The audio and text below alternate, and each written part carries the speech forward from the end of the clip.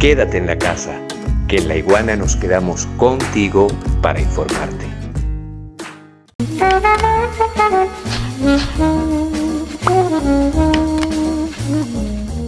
Dice por aquí Desiree, tienes razón, pero debemos estar claro que las decisiones fueron políticas económicas. Desiree, es lo que estoy exactamente y milimétricamente diciendo. Francia ya tiene más de 2 millones de casos positivos y los responsables sanitarios siguen advirtiendo que la capacidad del sistema hospitalario se encuentra al borde del colapso. Sencillo, cuando una superpotencia sanitaria como Francia, heredera de los acuerdos entre Charles de Gaulle, héroe de la Segunda Guerra Mundial, y el Partido Comunista, que a partir de 1945 estructuraron un acuerdo sanitario para crear este llamado estado de bienestar, también Alemania lo hizo, que consiste en subvencionar todos los temas de salud, de educación, etcétera. Vamos a hablar de salud, y que las medicinas, los exámenes fueran gratuitas y se pagaran a través de una proporcionalidad de impuestos de sus mismos ciudadanos, hace efectivamente que Francia sea uno de los países con un sistema sanitario más robusto en el planeta. Francia en este momento está llevando en helicóptero a sus pacientes a Alemania para salvarles la vida porque no tiene camas.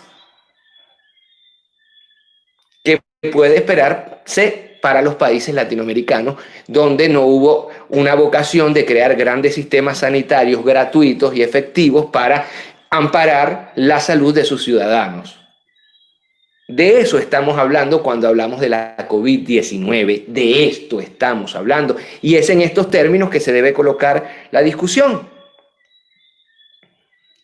Por ejemplo, Japón, si me permiten ustedes me voy a quitar la chaqueta porque comenzó a hacer un sabroso calorcito caribeño en la ciudad de Caracas. A ver, por aquí, mi equipo de producción siempre tan pendiente de nosotros.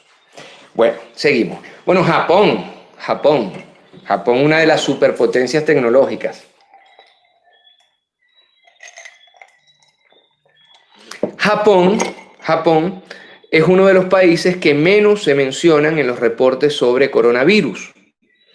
Japón confirmó 493 casos nuevos en su capital, Tokio.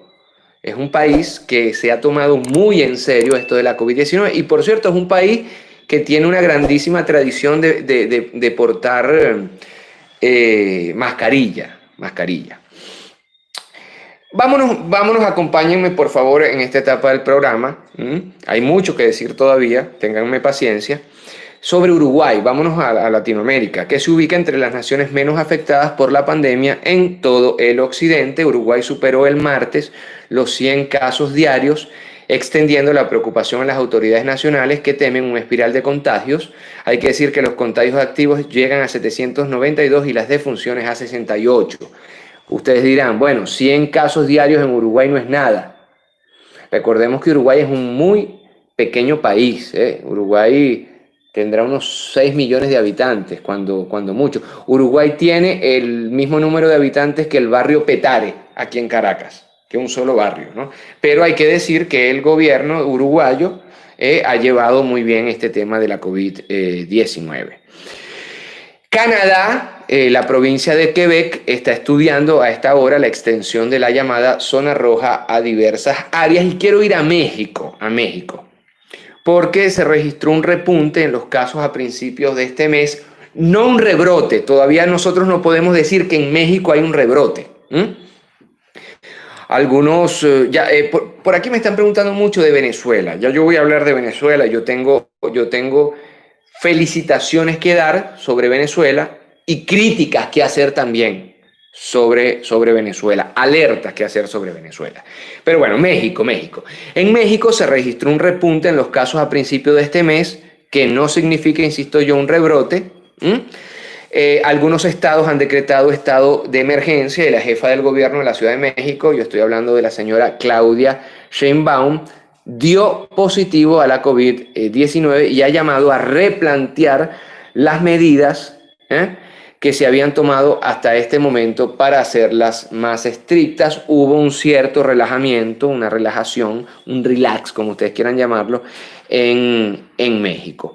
Aún así, se ha popularizado en el país azteca el término que acabamos nosotros de nombrar, fatiga de pandemia. Fatiga de pandemia.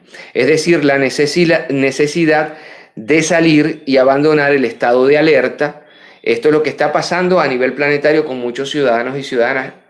La fatiga de pandemia, que es una condición psicológica. Evidentemente, esta fatiga de pandemia está llevando en países como México a los riesgos de un contagio y un colapso sanitario.